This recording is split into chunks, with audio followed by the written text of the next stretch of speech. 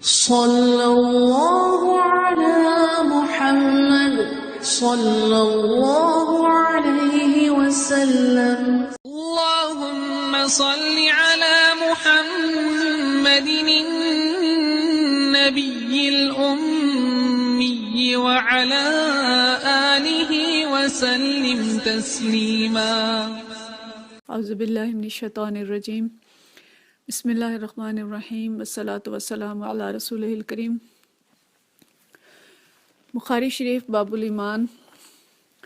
اس کی حدیث نمبر 16 جو کہ باب الایمان کی حدیث نمبر 9 ہے. اس کو ہم نے دیکھا تھا پچھلی دفعہ، اور اس میں جو چیز تین باتیں جو فرمائی گئی تھیں، نبی کریم صلی اللہ علیہ وسلم نے فرمایا تھا کہ جس میں تین باتیں ہوں گی وہ ایمان کا مزہ پا لے گا. ایک یہ کہ اللہ اور اس کے رسول صلی اللہ علیہ وسلم اس کے نزدیک سب سے زیادہ محبوب ہوں. دوسرے یہ کہ فقط اللہ کے لیے کسی سے محبت رکھے. تیسرے یہ کہ دوبارہ کافر بننا اس کو اتنا ہی ناگوار ہو جتنا آگ میں ڈالا جانا ناگوار ہے. اس کا پہلا حصہ ہم نے دیکھا تھا، اور ہم نے ایمان کی لذت اور ایمان کی مٹھاس کا کچھ مفہوم بھی دیکھا تھا. اور آخر میں یہ بات ہوئی تھی کہ آخر یہ سٹیج کب آتی ہے کہ مومن کو یہ لذت ملنی شروع ہو جائے، اور ایسی کون سی صفات ہوتی ہیں یا ہونی چاہیے، یا ایسا کون سا طریقہ اختیار کیا جائے کہ اسے ایمان کی لذت اور حلاوت اور سکون و اطمینان مل جائے. تو آج ہم اسی بات پہ غور کریں گے، اور یہ بھی اس حدیث کا پہلا ہی حصہ جو ہے وہ ڈسکس ہوگا. دوسرا اور تیسرا حصہ انشاءاللہ ہم بعد میں دیکھیں گے. تو آج ہم یہ دیکھیں گے کہ ایمان کی لذت اور مٹھاس اور اس کا مزہ کس طرح سے مل سکتا ہے. اس کے لیے اگر ہم دیکھیں تو بہت ساری چیزیں ہیں، لیکن کم وقت میں اس کو مختصراً ہم کیسے بیان کر سکتے ہیں اس کی ہم کوشش کرتے ہیں. سب سے پہلی چیز اگر ہم دیکھیں کہ جو دنیوی ایک دستور بھی ہے، اور دنیوی لحاظ سے بھی ہم سب اس تجربے سے گزرتے ہیں کہ محبوب کی یاد میں سکون اور طمانینت ہوتی ہے. ہماری پوری شاعری اسی چیز سے بھری پڑی ہے. کسی کا بیٹا یا شوہر اس سے دور ہو، یا کوئی رشتہ، قریبی رشتہ جس کے ساتھ اس کو بہت زیادہ محبت ہو، تو اس کی یاد میں بھی اس کو مزہ آتا ہے. اور اسی چیز کو اللہ تعالیٰ نے فرمایا کہ اللہ بذکر اللہ تطمئن القلوب، کہ اگر محبت اللہ سے ہے، یہ سورہ رعد کی آیت نمبر 28 ہے، تو یہ یاد رکھو کہ دلوں کا اطمینان اللہ کے ذکر ہی میں ہے. یعنی جسے اللہ اور اس کے رسول صلی اللہ علیہ وسلم سب سے زیادہ محبوب ہو جائیں گے تو ان کی یاد میں بھی اس کو لذت ملے گی اور ایمان کا مزہ وہ پائے گا. اور یہ ہمیں معلوم ہے کہ جس سے بہت زیادہ محبت ہو، کسی کو کہنا نہیں پڑتا کہ اسے یاد کرو یا اس کا ذکر کرو. بہانے بہانے سے یاد کیا جاتا ہے اور ذکر کیا جاتا ہے، اور جو بے چین دل ہے وہ اس میں لذت اور حلاوت محسوس کرتا ہے. اسی طرح سے دوسری چیز جو ایمان کی حلاوت یا کسی بھی محبت کی مٹھاس کا احساس دلاتی ہے، وہ یہ ہے کہ جس سے محبت ہو اس کی پسند اور اس کی خوشنودی کی فکر، کہ وہ کس چیز سے خوش ہوتا ہے، اور جس چیز سے وہ خوش ہوتا ہے اسی سے محبت کرنے والا خوش ہوتا ہے، اور اس کا دل اطمینان سے بھر جاتا ہے. مثال کے طور پہ دیکھیں کہ اگر کبھی کسی ایسے بہت عزیز مہمان نے آنا ہو جس سے ہمیں بہت محبت ہو، تو ہماری کوشش ہوتی ہے کہ گھر میں وہ کھانا پکائیں جو اسے پسند ہے، اور اس کی ہر طرح کی پسند کا خیال رکھا جائے. تو اگر اللہ اور اس کے رسول صلی اللہ علیہ وسلم کو خوش رکھنا ہے اور ان کی محبت کی لذت پانی ہے، تو اس کے لیے بھی لازمی چیز یہ ہے کہ ان کی رضا کا خیال رکھا جائے اور ان کی پسند کا خیال رکھا جائے. اور یہ وہی چیز ہے کہ جس سے زندگی بہت آسان بھی ہو جاتی ہے، کہ ایک اللہ کی رضا کی فکر کرنا اور اس کی رضا کی تلاش میں زندگی بسر کرنا بہت آسان ہے، بجائے اس کے کہ ہزاروں لوگوں کو خوش کیا جائے اور پورے خاندان کو خوش کیا جائے. کوئی بھی زندگی کا کام کرنا ہے، اگر ہم سب کی رضا کی فکر کریں گے تو ہمارے لیے زندگی بہت مشکل ہوگی. لیکن اگر ایک اللہ کو راضی رکھنے کی فکر کی جائے گی تو اس میں چاہے دوسرے لوگ ناراض بھی ہوں، لیکن اللہ جب راضی ہوگا تو وہ دوسروں کا ذمہ بھی لے لے گا، اور زندگی کے کام بھی آسان ہوں گے، صراط مستقیم بھی ملے گا، اور ایمان کی لذت بھی حاصل ہوگی. اسی کے ساتھ ساتھ جو اگلی چیز ہے کہ جب انسان اللہ تعالیٰ سے محبت کرتا ہے یا کسی بھی ہستی سے محبت کرتا ہے تو لا محالہ مشکلات میں، اور جب اس پہ کوئی مصیبت کا وقت آتا ہے تو وہ اسی کی طرف رجوع کرتا ہے. تو مومن کی جو کیفیت ہے وہ یہ ہوتی ہے کہ مشکلات میں اسے اللہ کی محبت اور اللہ کی معیت یا اس کا ساتھ ہونے کا احساس بہت زیادہ ہوتا ہے، اور یہ چیز اس کے ایمان میں بھی اضافہ کرتی ہے اور اس کے ایمان کی لذت بھی اسے محسوس ہوتی ہے۔ اور یہ بھی یاد رکھیں کہ محبوب کبھی محب کو تنہا نہیں چھوڑتا۔ ہمیں مثالیں تاریخ کے اندر ملتی ہیں، نبی کریم صلی اللہ علیہ وسلم ہجرت کے وقت جب غار میں ہیں اور دشمن سر پہ پہنچ جاتا ہے، یہاں تک اس کے پاؤں نظر آ رہے ہیں، حضرت ابوبکر صدیق رضی اللہ تعالیٰ عنہ بہت پریشان ہیں، تو اس وقت آپ صلی اللہ علیہ وسلم کا دل ایمان سے بھرا ہوا تھا، اور آپ فرما رہے تھے لا تحزن ان اللہ معنا، کہ غم نہ کریں، اللہ ہمارے ساتھ ہے۔ حضرت موسیٰ علیہ السلام کی قوم جب بھاگ نکلی ہے فرعون کے جبر سے، اور فرعون نے ان کا پیچھا کیا، فرعون کے لشکر ان کے ساتھ سر پہ چڑھ آئے، تو قوم دیکھ کے گھبرا گئی کہ فرعون تو چڑھ آیا اور ہم تباہ ہو جائیں گے۔ تو حضرت موسیٰ علیہ السلام انہیں تسلی دیتے ہیں اور کہتے ہیں ان معی ربی، کہ میرے ساتھ میرا رب ہے۔ تو اللہ تعالیٰ نے انہیں تنہا نہیں چھوڑا، سمندر کو پھاڑ دیا اور انہیں سلامتی سے گزار دیا۔ تو ہمارے لیے بھی اللہ تعالیٰ یہ فرماتا ہے تمام مومنین کے لیے کہ وَهُوَ مَعَكُمْ أَيْنَمَا كُنْتُمْ، کہ وہ تمہارے ساتھ ہے تم جہاں کہیں بھی ہو۔ یہ ایک ایسا احساس ہے کہ اس تصور میں بھی مزہ ہے کہ اللہ تعالیٰ ہمارے ساتھ ہے۔ یہی ایمان کی حلاوت ہے۔ جب مشکلات نے چاروں طرف سے گھیر رکھا ہو تو اس وقت ایمان سے محروم شخص مایوس ہوتا ہے اور بعض اوقات خودکشی تک کر گزرتا ہے، لیکن ایمان والا اللہ کی قربت کے احساس سے سرشار ہوتا ہے، اس کے آگے ہاتھ پھیلاتا ہے، اس سے دعائیں کرتا ہے اور ایمان کی مٹھاس پاتا ہے۔ اور اسی سے جو اگلی صف نکلتی ہے وہ توکل علی اللہ کی ہے،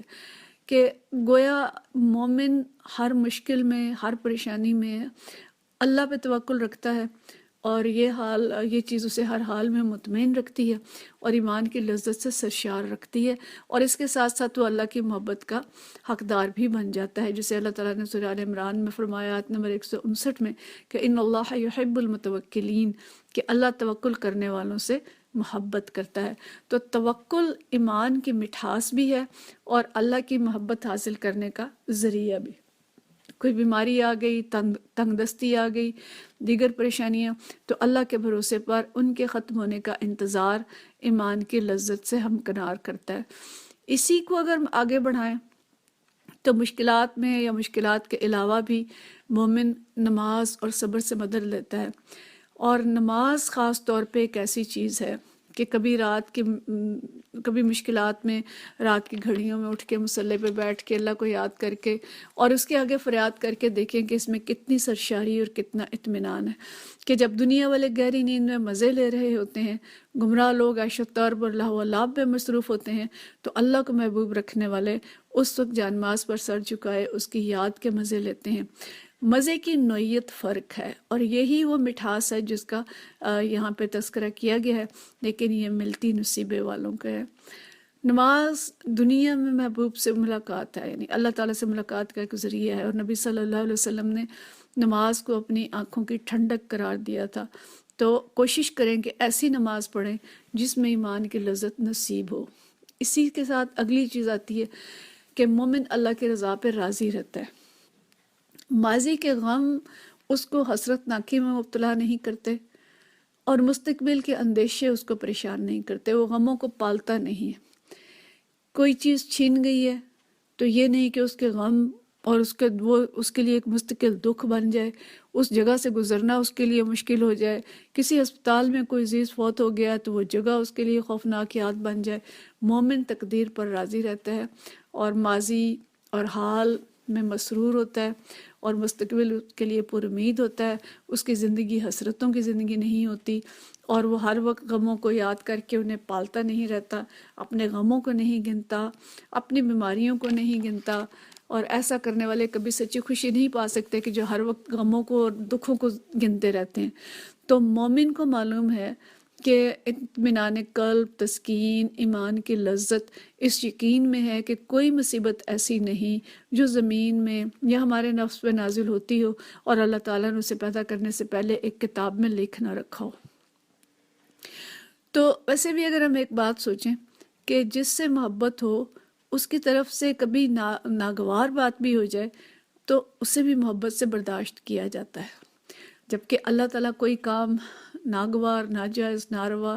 نہیں کرتا، کسی پہ زیادتی نہیں کرتا، وہ ہم سے زیادہ ہم سے محبت کرتا ہے، ہماری ماں سے 70 گنا زیادہ محبت کرنے والا ہے۔ بس تکالیف میں ایمان کی یہ کیفیت ہونی چاہیے، اور ایمان کی لذت اسی کیفیت سے ملتی ہے، اور تکلیف کی شدت کو کم کرتی ہے، اور غموں کو سہنے کا حوصلہ دیتی ہے، اور محرومیوں کو حسرتیں نہیں بننے دیتی۔ محبت رضا پر راضی رہنے کا نام ہے، جیسے ہم نے دیکھا تھا پچھلے درس میں، رضی اللہ عنہم ورضوا عنہ۔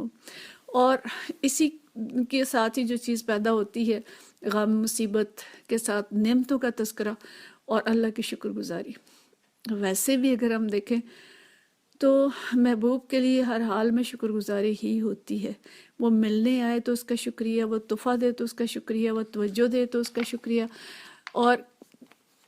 کبھی اس محبوب کی نعمتیں بھی گن کے دیکھیں کہ جس نے بن مانگے ہمیں بے شمار نعمتوں سے نوازا ہے، اور خود وہ فرماتا ہے کہ وَإِن تَعُدُّوا نِعْمَتَ اللَّهِ لَا تُحْصُوهَا، کہ اگر تم اللہ کی نعمتوں کو گننا چاہو تو گن نہیں سکتے۔ کبھی کاغذ پین لے کے بیٹھیں اور لکھیں کہ کتنی نعمتیں بن مانگے ملی ہیں۔ ایمان، حب الہی، حب رسول صلی اللہ علیہ وسلم، قرآن پاک، اور اگر دنیا میں ہم آئیں تو ہوا، پانی، کھانا، گھر، والدین، رشتہ دار، صحت، سلامتی، اور سون، کتنی ہی چیزیں ہیں، اور گننے پہ آئے ہم تو ان کو گن نہیں سکتے، اپنے جسم کے اعضاء ہی نہیں گن سکتے جو سلامت ہیں۔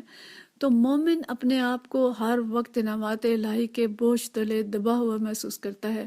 مومن اللہ کے تقسیم پر راضی ہوتا ہے، اور ایمان کا مزہ اسی کو ملتا ہے جو اللہ کے دیے ہوئے انعامات پر راضی ہو، اس کے رزق پر راضی ہو، اس کا شکر گزار ہو، لیکن عبادت گزار ہو، اور حسب ضرورت دعائیں مانگنے والا بھی ہو۔ یہ مطلب نہیں ہے کہ مومن بس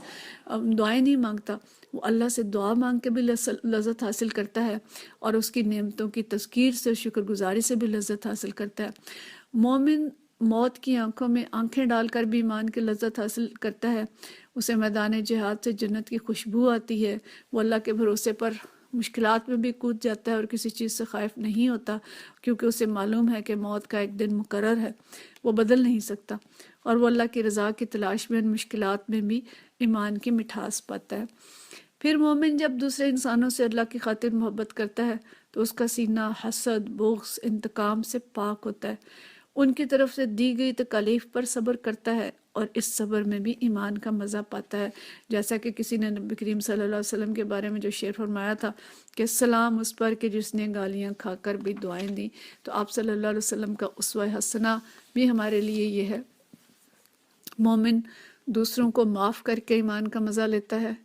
وہ سخت گرمی کے دن میں روزہ رکھ کر فرحت حاصل کرتا ہے جیسا کہ وہ رات کی عبادت میں کرتا ہے، اور انشاءاللہ اس کو یہ فرحت اللہ کے دیدار میں بھی ملے گی روز قیامت میں۔ پھر حدیث سے جو ہمیں معلوم ہوتا ہے کہ وہ بے حیائی کے مناظر سے دور رہ کر، نگاہیں نیچی رکھ کر ایمان کی حلاوت حاصل کرتا ہے، یعنی اپنے نفس پہ جب وہ قابو پانے کی کوشش کرتا ہے تو اس سے بھی اسے ایمان کی لذت ملتی ہے۔ تو اس تفصیل کو تو اگر ہم بیان کرنے لگیں تو شاید ہمارے لیے 1 گھنٹہ بھی کم ہوگا۔ یہ حدیث بس ایسی حدیث ہے کہ جس میں دریا تو کیا سمندر کو کوزے میں بند کیا گیا ہے۔ تو اللہ تعالیٰ ہمیں یہ توفیق عطا فرمائے کہ ہم ایمان کی لذت حاصل کر سکیں، اور ہمیں اس تفصیل سے پتہ چلتا ہے کہ ایمان کی لذت صرف قولی ایمان میں نہیں ہے کہ بس ہم نعرے لگا لیں محبت کے یا محبت کا اظہار کر لیں اور اس کے بعد جو دل میں آئے کرتے پھریں، صرف تسبیحات میں نہیں ہے کہ مسلح پہ بیٹھ کے اللہ اللہ کر لیں اور مسلح سے اٹھ کے بس فلمیں دیکھ لیں اور گانے سن لیں، بلکہ ایمان کی لذت میدان عمل میں آنے سے ملتی ہے، اور قول کے ساتھ عمل سے ملتی ہے، مشکلات میں کھڑے ہونے سے ملتی ہے، اللہ کے آگے جھکنے سے ملتی ہے، اور جتنی چیزیں ہم نے گنی ہیں ان سب سے ایمان کی لذت ملتی ہے۔ اور اس کے علاوہ بھی بہت ساری ایسی چیزیں ہیں انشاءاللہ جو ہم آگے آگے ساتھ ساتھ پڑھتے جائیں گے۔ تو آئیے ہم سب مل کے اللہ تعالیٰ سے دعا کریں، اللہم ارزقنا حبک وحب من یحبک واجعل حبک احب الی والینا من الماء البارد۔ تو اللہ تعالیٰ ہم سب کو اپنی محبت عطا فرمائے اور ان لوگوں کی محبت عطا فرمائے جن سے وہ محبت کرتا ہے، اور اللہ تعالیٰ اس محبت کو ہمارے لیے ٹھنڈے پانی سے بھی زیادہ پیارا کر دے۔ تو اللہ تعالیٰ ہم سب سے راضی ہو جائے اور ایمان کی حلاوت، ایمان کی لذت ہمیں نصیب فرمائے، اور دنیا میں بھی اور آخرت میں بھی اللہ تعالیٰ ہمیں اپنے دیدار سے مشرف فرمائے، اور اس دن بھی اپنی محبت عطا فرمائے، اور نبی کریم صلی اللہ علیہ وسلم کی شفاعت نصیب فرمائے۔ وآخر دعوانا ان الحمدللہ رب العالمین۔ صلی اللہ علی